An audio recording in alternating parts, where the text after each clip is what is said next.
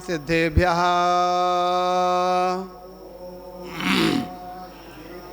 ॐ नमः सिद्धेभ्यः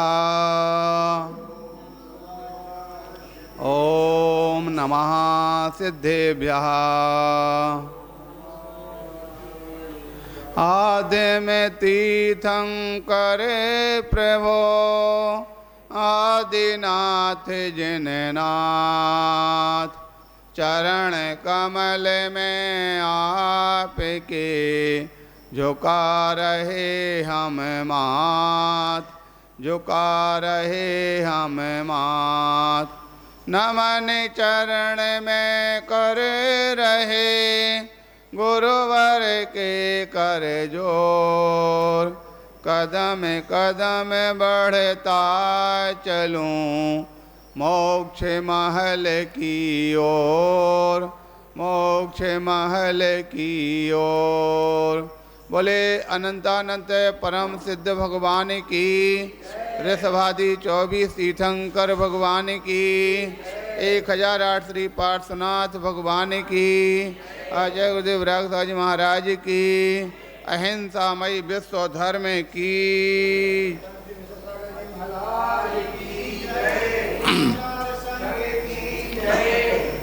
प्यारे बंधो, यहाँ पर धर्म देशना प्रारंभ हो उससे पूर्व जो महानुभाव अपनी क्रियाएं कर रहे हों पूर्ण करके इस और अपना उपयोग लगाएं तो बहुत अच्छा होगा।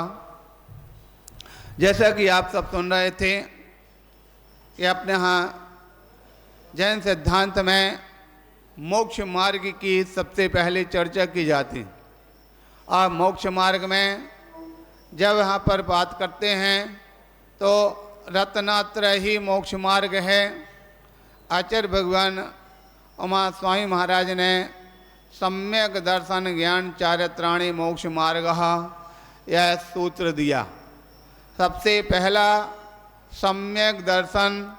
सम्यक दर्शन कहने में तो बहुत सामान्य सी बात है, लेकिन सम्यक दर्शन अपने आप में देखा जाए तो बहुत महान शब्द है जिसके अंदर संपूर्ण ब्रह्मांड समाया हुआ है। सम्यक दर्शन एक ऐसी चीज है कि जिसमें आदि से लेकर के अंत तक सब कुछ आ जाता, क्योंकि सम्यक दर्शन एक शुरुआत भी है और अंत भी है। जिस प्रकार से आपने देखा होगा गिनती का प्रारंभ कहाँ से होता, 1 से, और अंत कहाँ पर होता,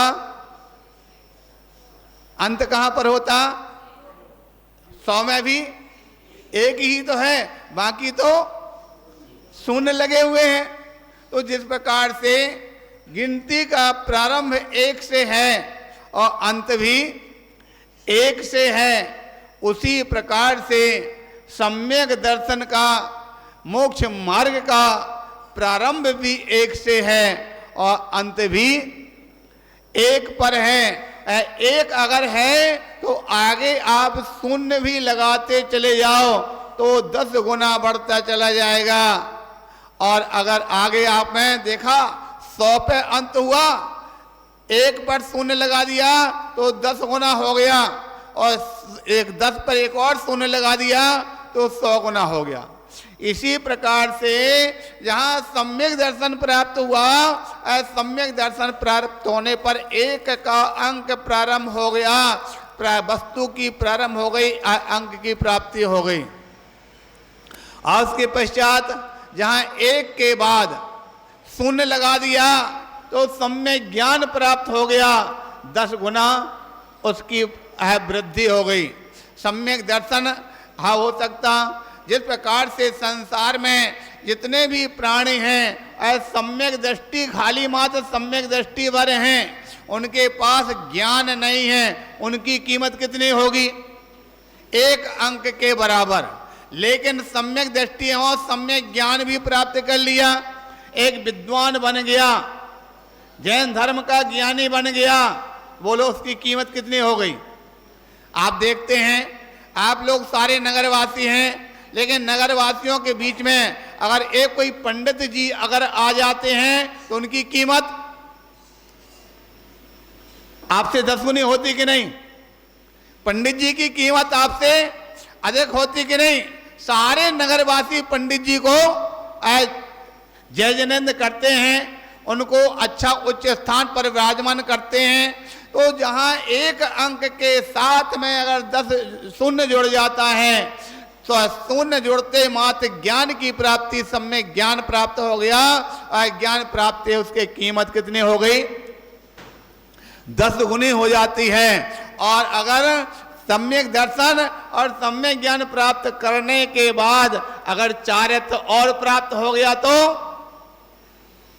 अगर कोई मुनि महाराज अगर चारित्रवान हैं, ज्ञानवान भी हैं, ज्ञानवान और चारित्रवान अगर मुनि नगर आपके नगर में आ जाते हैं तो उनकी कीमत, वो सारे 10 गुने वाले और पंडित भी उनके सामने प्रणाम करते फिरते हैं, हाथ जोड़ते फिरते हैं। चारित्र अगर आ गया तो कीमत कितनी हो गई? गिनती इससे ज्यादा होती क्या? 100 से ज्यादा गिनती होती क्या?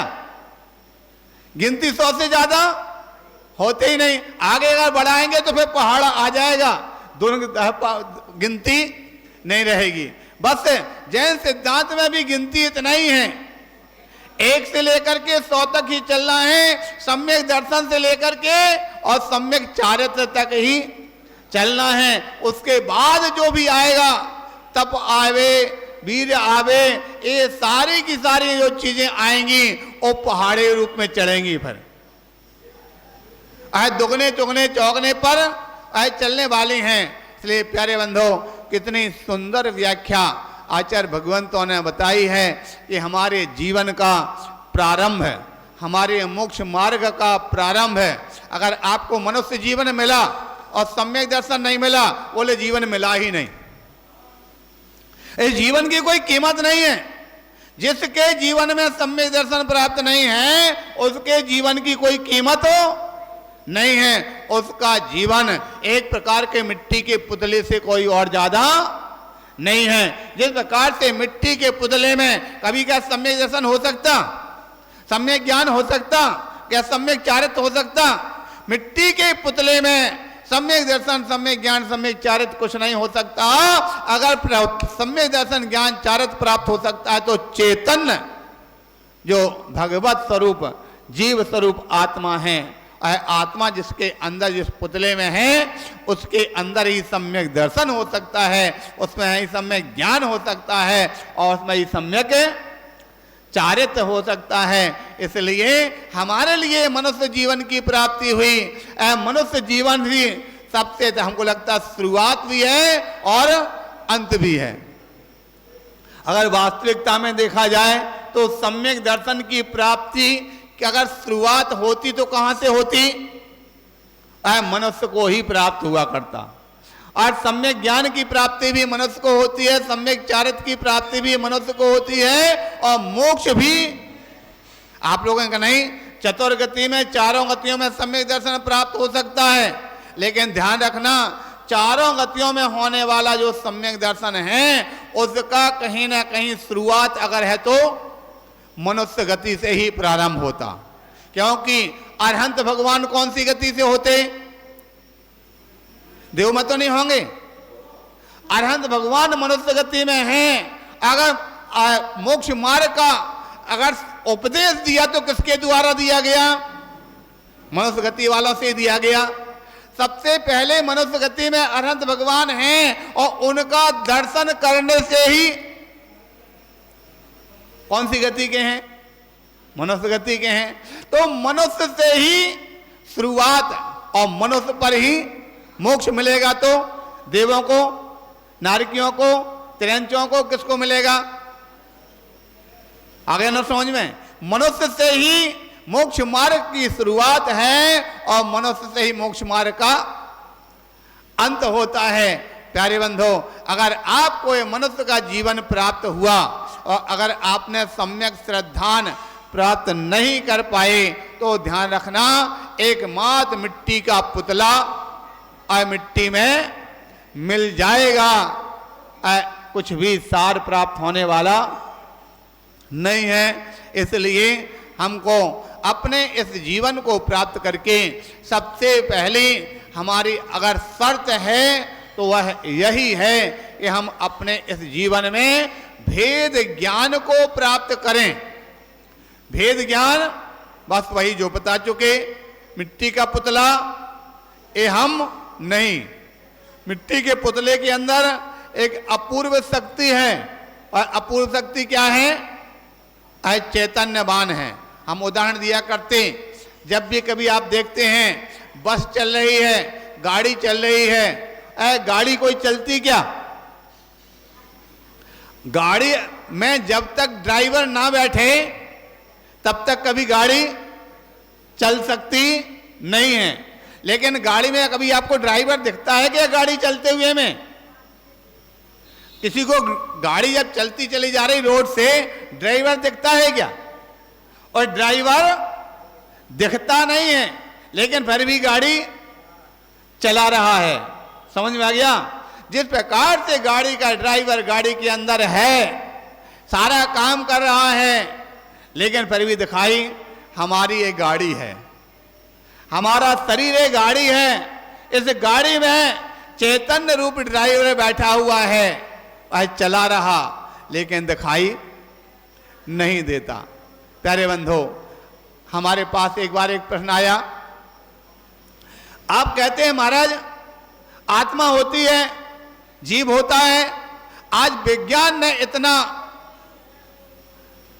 विकास कर लिया, विज्ञान के चमत्कार से आज सारी दुनिया में एक मुट्ठी में सारी विश्व समाहित हो गया। हुआ कि नहीं? मुट्ठी में सारी दुनिया समाहित हुई कि नहीं? हो गई कि नहीं? आपके मोबाइल में बोलो, मुट्ठी में आ जाता कि नहीं आ जाता? एक मुट्ठी के अंदर सारी दुनिया को विज्ञान ने समाहित कर दिया। दुनिया ने कहां चंद्रमा की खोज कर दी और कहां पाताल की खोज कर दिया, लेकिन फिर भी आज तक बताओ सबकी खोज कर ली तो आत्मा नाम की कोई चीज होती क्या? अगर होती तो विज्ञान उसकी भी खोज करके बताता। इसका मतलब आत्मा नाम की कोई चीज है ही नहीं। लेकिन ध्यान रखना, आत्मा नाम की एक ऐसी चीज है जिसकी खोज वर्तमान का विज्ञान नहीं कर सकता। उस आत्मा की खोज अगर कर सकता है तो वीतराग विज्ञान के द्वारा। छेठाला के मंगलाचरण ने ऐसे ही कहा, तीन भुवन में सार वीतराग विज्ञानता, शिव स्वरूप शिवकार नमः त्रियोग सिमार के। प्यारे बंधो, जिसके लिए आज सारी दुनिया वाले विज्ञान कहती है, और वास्तविकता में हकीकत में विज्ञान है ही नहीं। वह विज्ञान है ही नहीं, सारी दुनिया को ठगा जा रहा है। वह विज्ञान नहीं, और अज्ञान है, कुज्ञान है। आप लोग कहेंगे बताओ, विश्व तो आपके इसके ऊपर चल रहा और फिर भी आप कह रहे विज्ञान को अज्ञान। हाँ बताइए, आज उस विज्ञान के माध्यम से विज्ञान अगर चला रहा है तो किसको चला रहा? मात्र इस मिट्टी के पुतले को तो चला रहा। उसके द्वारा सुविधाएं जो प्राप्त हो रही, किसके लिए? मात्र मिट्टी के पुतले के लिए तो हो रही। आज वो विज्ञान जो वर्तमान के लिए बात कर रहे हैं, वो विज्ञान ने आज क्या दिया? अरे जितनी सुविधाएं दी, उतनी सुविधाओं के स्थान पर व्यक्ति के लिए माइंड अपसेट कर दिया, उतनी टेंशन दे दी, उतना व्यक्ति को पराधीन बना दिया। एक समय था जब व्यक्ति के लिए 10-20 किलोमीटर जाना होता तो सुबह उठ के ही जाके दौड़ के पहुंच जाता था, लेकिन आज 10 मिनट कदम पर भी जाना तो। पहले एक समय था घर में कोई भी भोजन बनना, कोई भी चीज बनना है, आज जाकर के माला सुबह से उठकर सारा काम फटाफट कर लेते थे। आज बोले मालूम चला लाइट नहीं है, अब कुछ भी काम नहीं हो पाएगा। लाइट नहीं है तो पानी नहीं निकलेगा।